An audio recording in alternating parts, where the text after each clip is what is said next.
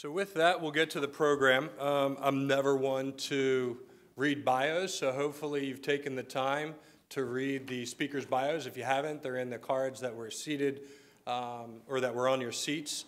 I think you would have read them or else you wouldn't be here. So with that, our first speaker, well, you've seen, we have Deborah Ellinger from Ideal Image, we have Tommy Inzina from BayCare, and we have Paul Hussar from VetCor. So the first speaker we're going to have up is Tommy Inzina, CEO of BayCare.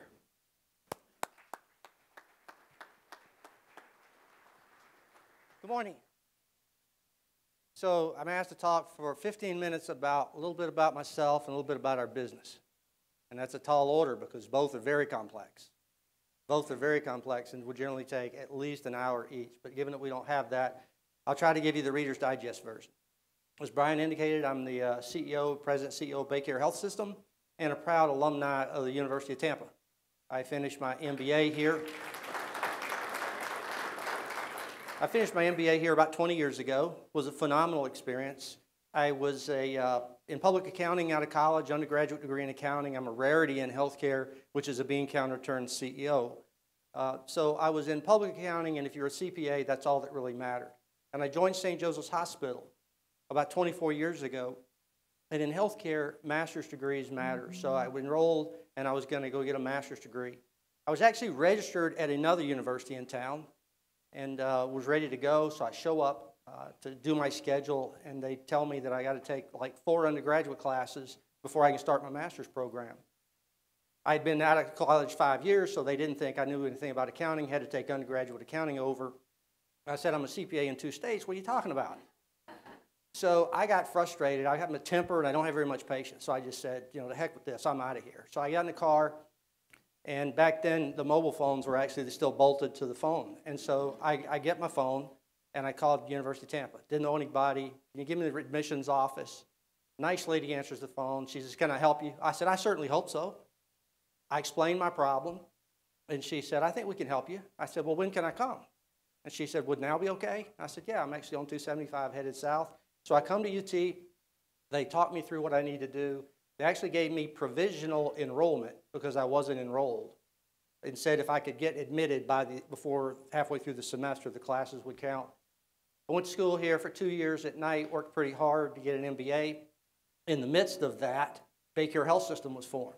BayCare was formed 20 years ago when a number of the leading not-for-profit health systems decided they needed to be larger in order to be more effective. So I was blessed and given the opportunity to be the CFO of BayCare right while I was trying to finish my MBA program, and the professors here were awesome because frequently I would have board meetings at night. All the classes were at night, and when I had a conflict, they would allow me to come sit in an undergraduate class in the daytime to take those exams, so I appreciate that experience. So the last 20 years, I've been given tremendous opportunities. I like to stick my nose into everything, and because I enjoyed learning a lot about healthcare, I took on a lot of different roles and ultimately became the CEO about 16, 17 months ago when our previous CEO, Steve Mason, retired. So I've done a lot in our health system. I love it. I'm going to share a little bit with you about who we are as a system. The only thing, I guess, a lot of people understand the name BayCare, but they don't really understand. We were formed when the healthcare environment was a lot like it is now, right? The country's tired of healthcare costs, and you hear a lot about coming together. When Bill Clinton was president, he and Mrs. Clinton focused a lot on healthcare reform. And while they didn't get a federal law passed like the Affordable Care Act, they did create a lot of change. And a lot of that change was creating a health system. And so BayCare was formed 20 years ago. But while we only have that history, some of our hospitals have 100 years history serving the community. Morton Plant Hospital in Clearwater celebrated its 100th anniversary. St. Joseph's and St. Anthony's are in excess of 85 years old. So a little bit about our company. BayCare is a community-based, not-for-profit health system. And when I talk to our new team members, I tell them what that means is that we don't have any individual owners or shareholders like HCA or Community Health Systems does. The community owns us, which means all of you own BayCare. Our team members own BayCare. Our friends and neighbors own BayCare. And the people we take care of own BayCare.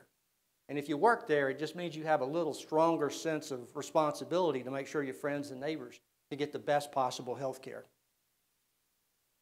As far as companies go, we're relatively large. A lot of people don't understand how big healthcare is as a business.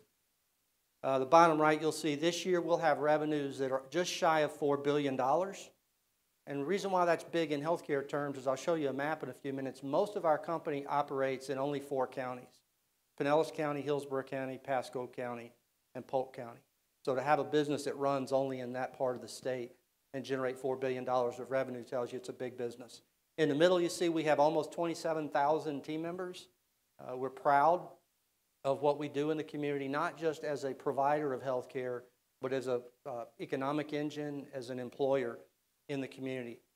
We operate one of the largest not-for-profit home care companies in the nation. You can see on the top right, we did 850,000 home care visits last year. And that business stretches even further. They go as far as Sarasota County, south, and north up to Citrus County. This is a map I indicated. The points you can't really see, but we have in excess of 300 access points, or some location where people in the community can go and receive care. We're what you call an integrated delivery network, and we're not just a hospital company. Most people think of hospitals, but we employ over 500 physicians, and those 500 physicians are in some 190 different practice locations. We operate 14 urgent care sites, a number of outpatient imaging, surgery, 3 wellness centers.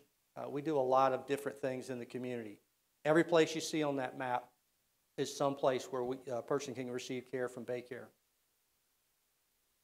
A lot of companies, most of them have mission, vision, and values, but I find that a lot of people, they're just on a piece of paper. But one of the things about BayCare that's a little unique, and that these 3 things are really important.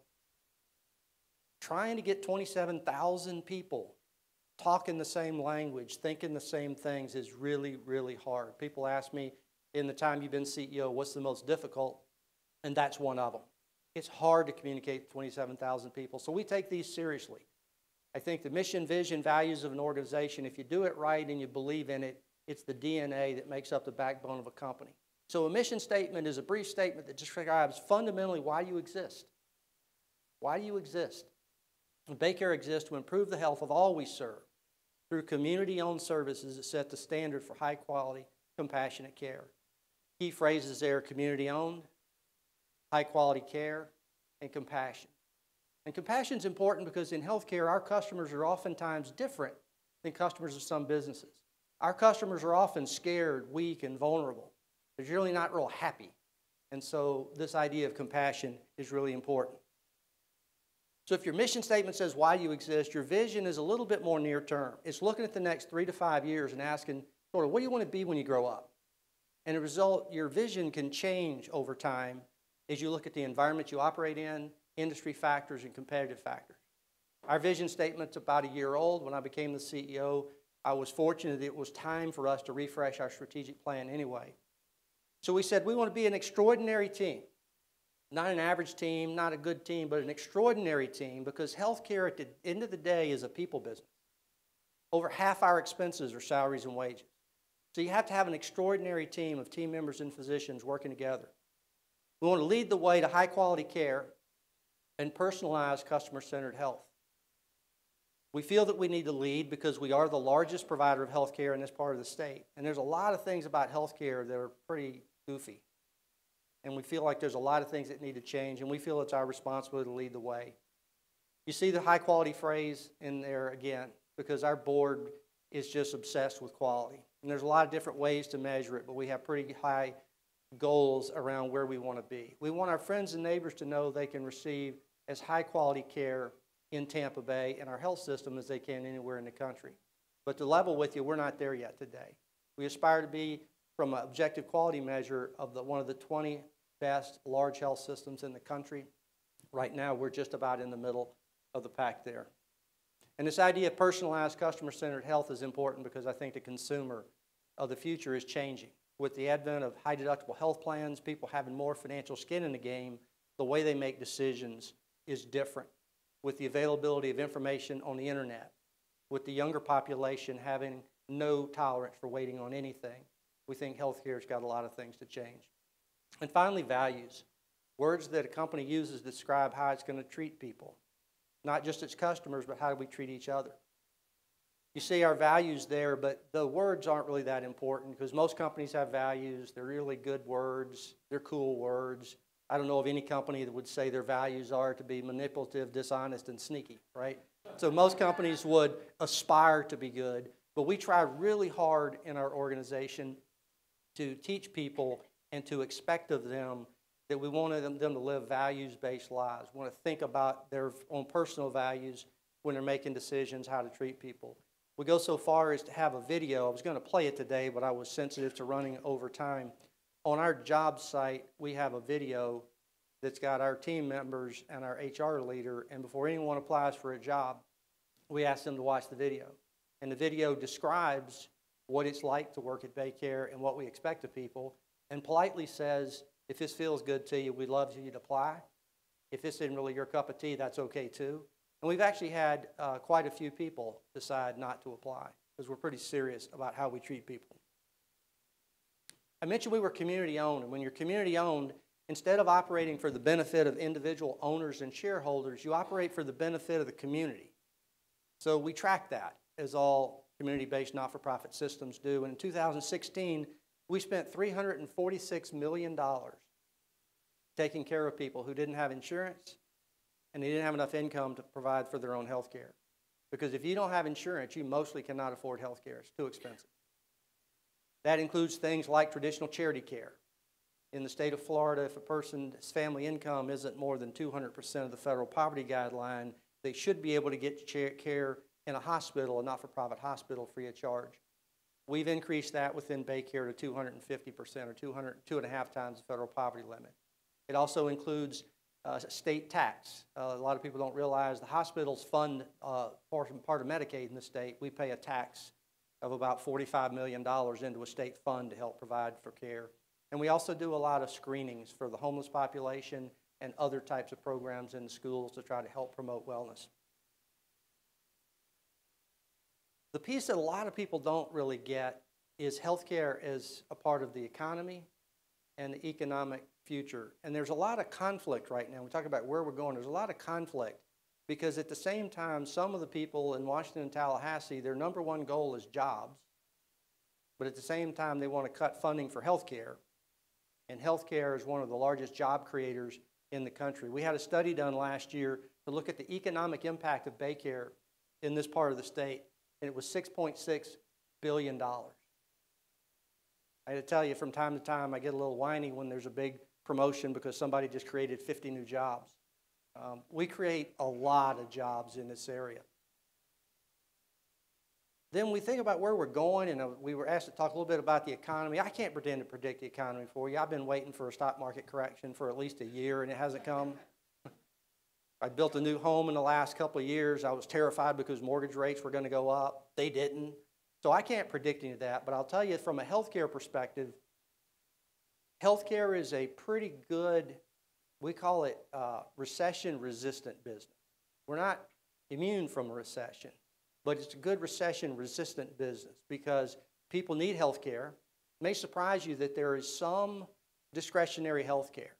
So if you're my age and your hip's bothering you, your knee's bothering you, maybe you need a hip replacement or a knee replacement.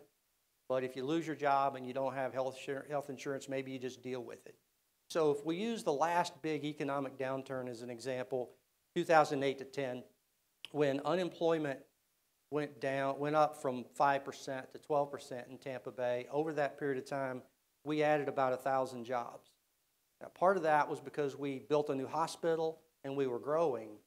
But even then, when some of the law firms and accounting firms were reducing headcount by 20%, 25%, we saw activity levels drop off about 3% during that period of time.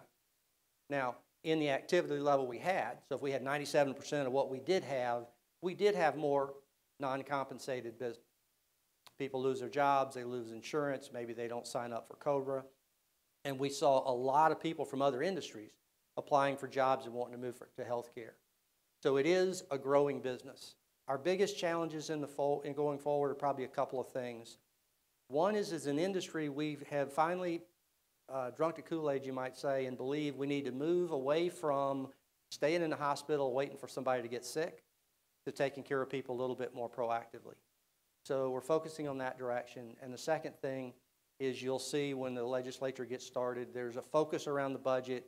The budget results in reductions, and one of the popular places to cut is healthcare. And so every session, we fight future reductions in Medicaid. And I'm going to go to Tallahassee this afternoon to try to fight the good fight tomorrow. Thank you.